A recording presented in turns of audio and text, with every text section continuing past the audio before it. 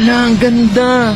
Kung stress ka na at gusto mong makapag-relax, bakit hindi mo subukan bumili nitong napakagandang waterfall incense burner? Sobrang nakaka-relax talaga. Kaya naman sa video na to, samahan niyo ko at ipapakita ko sa inyo tong nabili ko. Bukas mo nga nito ay may kasama na rin tong napakaraming mga incense. At guys, talaga namang nakaka-calm at nakaka-relax yung amoy nito. At eto naman na ang ating waterfall incense burner. Napakaganda nga ng design nito at gawa ito sa resin. Tara at testingin na natin at ipapakita ko sa inyo guys kung gaano talaga to kaganda. Kuha lang kayo ng isang incense at ilalagay nyo siya dito sa ibabaw at syempre sisindihan natin to.